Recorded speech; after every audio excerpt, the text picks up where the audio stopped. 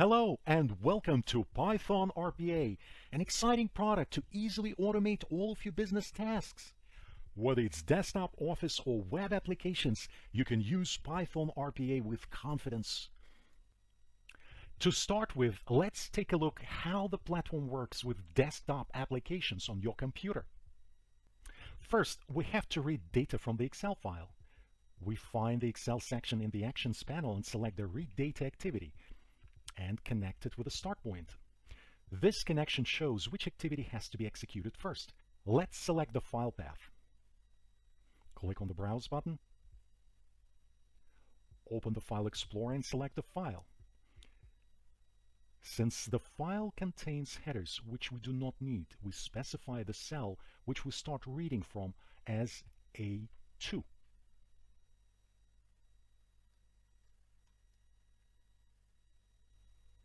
Once we have read the Excel file, we have to launch the free address book application. We use Run Application Activity Card in the Application section. We can add the activity card by dragging it, or we can press the right mouse button in the workspace, enter the card's name, and select it. We further on connect it with a preceding card. Now, the top right connection node on the card connects the activity with the following card. The bottom one to the error handling routine. We will review error handling routine in the following lessons. Further on, we have to select the application we need to work with the Run Application card. We can select it through the Browse button, or we can press the double arrow link in the File Path field. If we press it, a window opens to the right side with an expanded screen to enter text.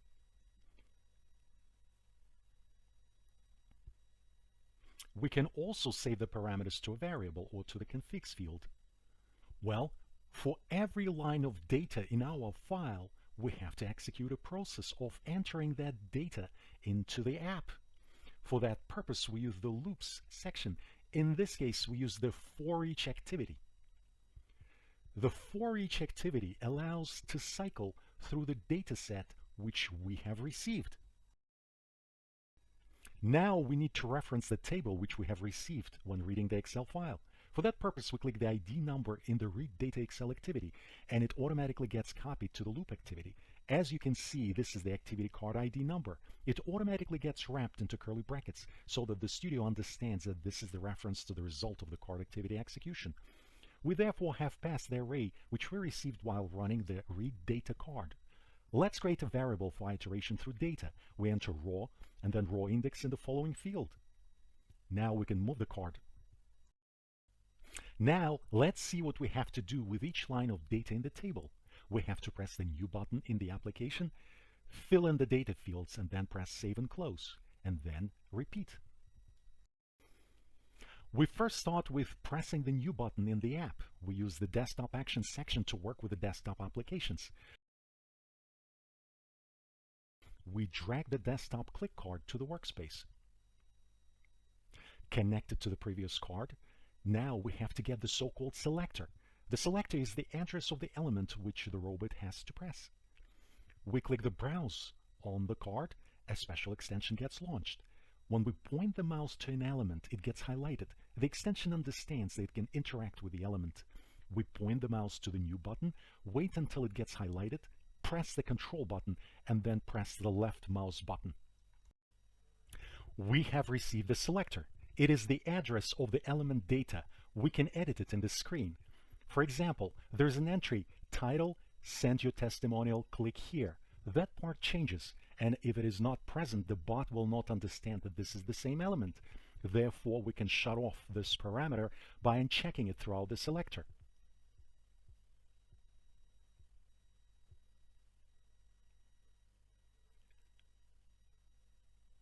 We click the Submit button, and the selector was transferred to the activity.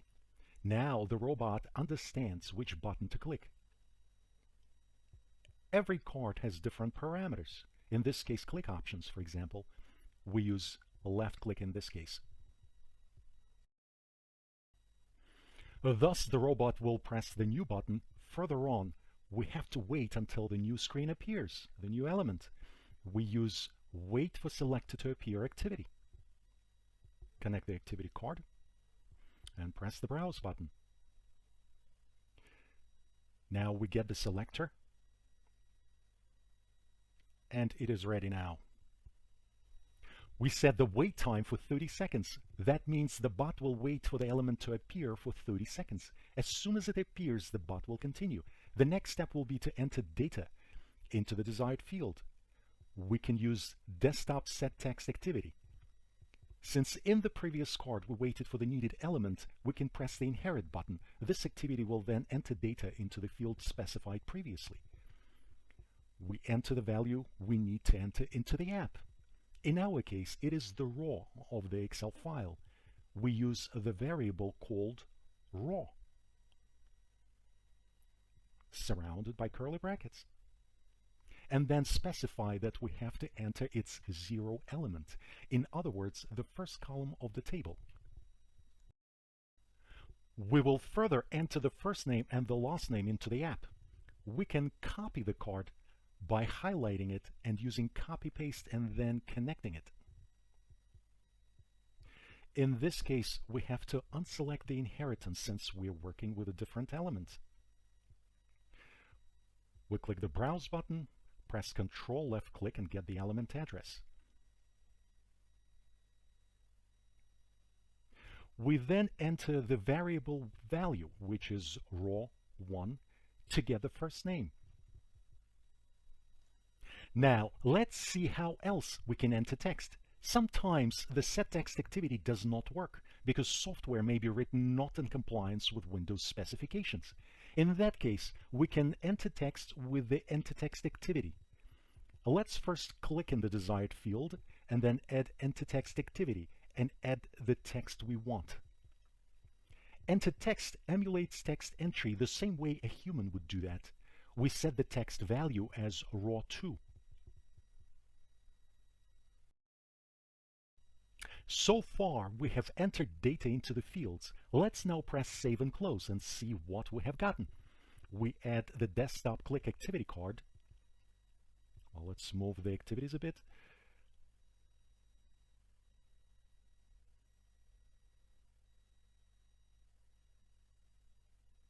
Connect the cards, click the Browse button, point the mouse to Save and Close, and it's ready. Let's see how the bot will execute. We close the application, start the bot,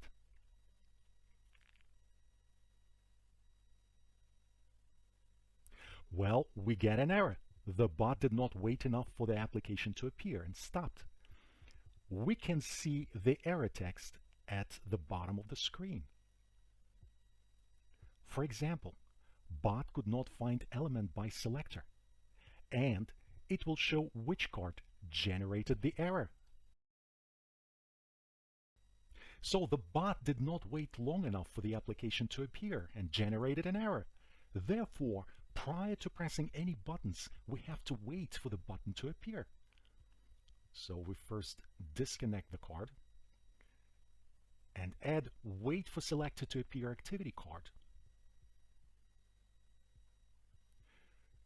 We then find the element we want to wait for. Now, the bot will first wait for the element and then we'll start processing the interface. We set 30 seconds wait time and connect the card.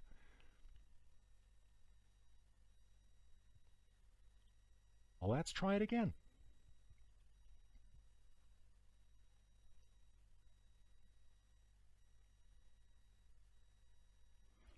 As you can see, the bot worked just fine. Now, let's add a few more entries to our file and see how our process works. Save the file, close it, and start the bot again. Well, let's close the app.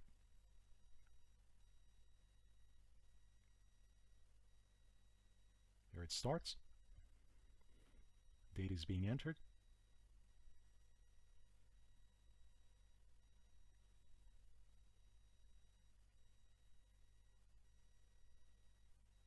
Excellent, it all worked. Let's move on with the project. So far we have worked with a desktop application and an Office application. Well, let's take the next step and see how to work with an internet browser. We further on copy the site address and insert it into the URL field. We will use WebClick for our next action. If you recall, we use selectors to identify desktop elements. We use Selenium XPath in web applications. We will review using XPath in the following lessons, or it may be done on Selenium website. We click the Browse button, and the platform starts to highlight elements in the browser. In order for this to work, you need to install Python RPA extension. The installation and the file itself will be reviewed in a separate lesson. We click on the search field. The XPath was copied. Next, we find the Enter Text card. Connect the cards, and let's make the search RPA. Instead of clicking the magnifying glass in the search field, we will add the Enter keystrokes. We will select Enter keystrokes for that purpose. Specify the key we will use. It will be Enter in this case. We can enter other keystrokes into that field like Control or Alt. And let's see what happens.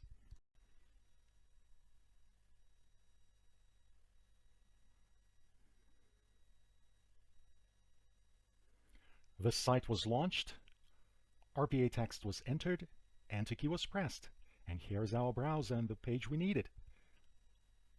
Now let's take the next step. We can get text from the website. Let's read text from the open search page. We will use Get Text Activity Card for that.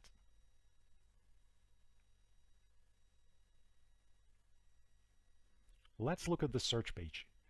Let's say we need to get the first entry from the search page.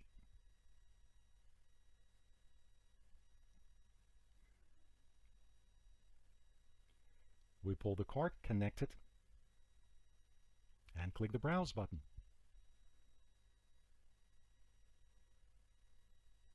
We get the XPath, and let's give it a try.